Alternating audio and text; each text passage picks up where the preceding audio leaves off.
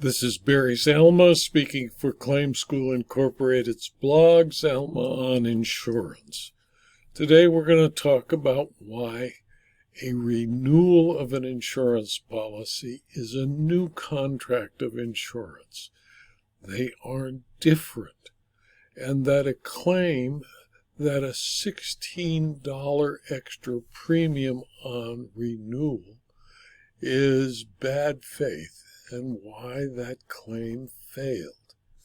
Peter Gottlieb claimed that the price he agreed to pay Amica Mutual Insurance Company to insure his home was $16 too high because it was based on an excessive coverage limit, claiming as well that other Amica insureds paid too much to insure their homes.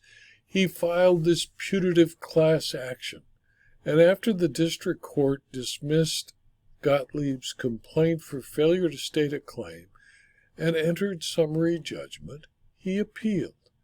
In a case entitled Peter Gottlieb versus Amica Mutual, a December 30, 2022 decision of the First Circuit Court of Appeal, the class action claims were disposed of. Gottlieb owned and owns a home in Burlington, Massachusetts. In 2015, he purchased a homeowners insurance policy from Amica that covered him from March 10, 2015 through March 10, 2016.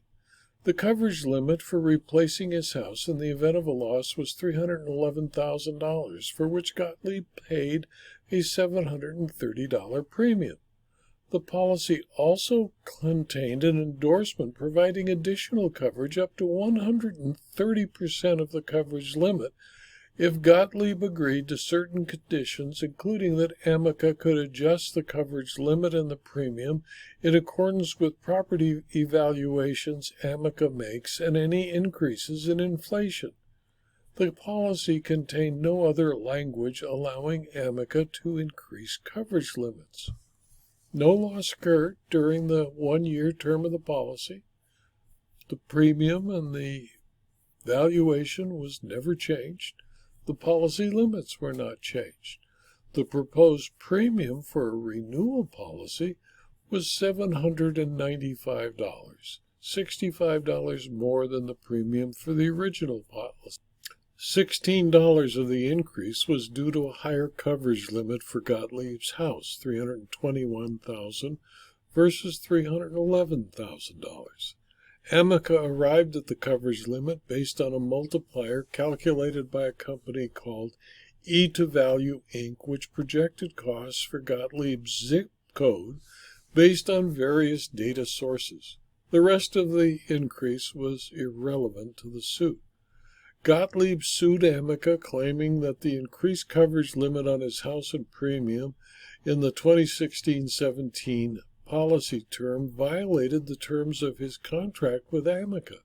Gottlieb argued that the endorsement in his original policy limited how Amica could set the coverage limit in the renewal policy. Gottlieb also argued that even if Amica did not explicitly breach the policy, it breached the implied covenant of good faith and fair dealing. The district court found that the 2015 to 2016 policy and the 2016 to 17 policies were two separate contracts, so setting the initial coverage limit in the latter could not have violated the former. Moreover, the initial contract imposed no restrictions on how the new coverage limit in the renewal contract could be set. No covenant of good faith and fair dealing extended or created a freestanding obligation to use the within-term rules contained in the first policy for selecting the starting point in the renewal policy.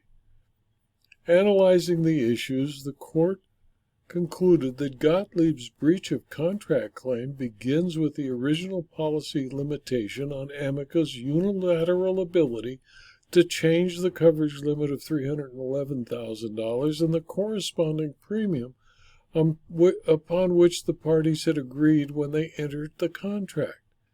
Had Gottlieb sought coverage from another insurer upon expiration of the policy, it is clear that no breach could have been claimed. The parties did not go their separate ways. Instead, they entered into a new policy, the renewal policy. In so doing, they agreed upon a new, slightly higher coverage limit of $321,000 and a corresponding premium of $795. During the term of that renewal policy, Amica never sought to charge Gottlieb more than the agreed-upon $795. Because the original policy did not limit Amica's freedom in proposing a coverage limit for the renewal policy, Gottlieb's breach of contract claim failed. Gottlieb's claim for breach of the implied covenant of good faith and fair dealing fared no better. The implied covenant is not a catch-all for altering the terms or scope of a contract. The covenant may not, however, be invoked to create rights and duties not otherwise provided for in the existing contractual relationship, as the purpose of the covenant is to guarantee that the parties remain faithful to the intended and agreed upon expectations of the parties in their performance. Amica's changes to the dwelling limit during the term of the original policy did not apply to the setting of the initial coverage limit in the renewal policy. The covenant of good faith and fair dealing does not secure this benefit that the contract never guaranteed in the first place. Nor did Amica do anything to deprive Gottlieb of the reasonably expected benefits of the policy. The policy plainly governed the relationship between the parties and the subject matter of the dispute, Gottlieb's premium. So Gottlieb's equitable claims were also foreclosed. In sum, the court was unable to conclude that Amica by deception sold Gottlieb coverage he could never use. He is thus not shown that he was even injured in any way by Amica, and therefore his suit failed, and the appeal was affirmed. Class actions become viable when there are enough. Thousands of victims can claim to have lost a small amount like Gottlieb's $16. It was worth millions because Amica has thousands of customers. The problem was, however, that a renewal policy is really a new and separate contract of insurance from the original policy. Since Gottlieb agreed to accept the new policy with new limits at the new premium established, that he received what he paid for, nothing more and nothing less.